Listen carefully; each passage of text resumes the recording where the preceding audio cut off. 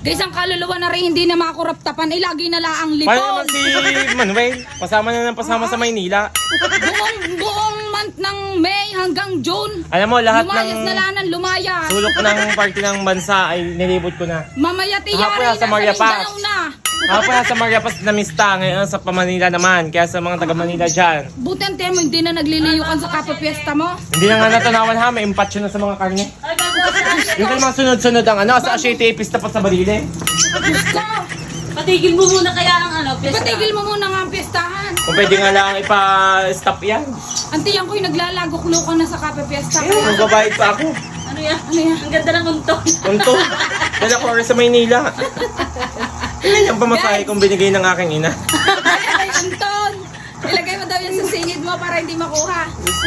Ay, maniningil ang dispatcher na kukuhanin mo pa dyan. Bayad ha.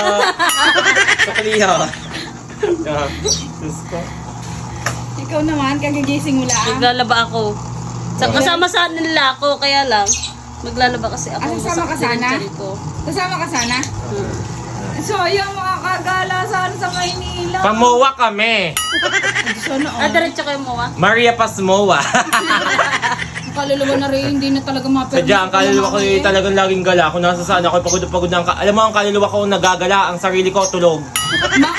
Pupunta din eh, masusulyapan ko ng kaunti. Pag ako'y papunta na sa kwarta, wala na, libol na. Ayan na. Ako may antok pa, sabi ko kay Manuel sa bus na lang ako tutulog. Sabi mo Ilang oras ang umihi tulog na ko. si Manuel na. Sabi ko nga, sabihin ko magtubig ka ulit na magtubig ha, itigil ka sa punuan. Mag-drive na siya. Magdala ka ng Ba nung kami isang beses nagpunta ng Maynila, ihing-ihi, gusto nang umihi sa likod. Bago pinatigil pa doon sa punuan, at siya dahil ihing-ihi na talaga. Doon sa punuan, yung umihi. Sabi mo mag-diaper yung si best friend. The XL, the adult. Bye! Ingat! Bye guys.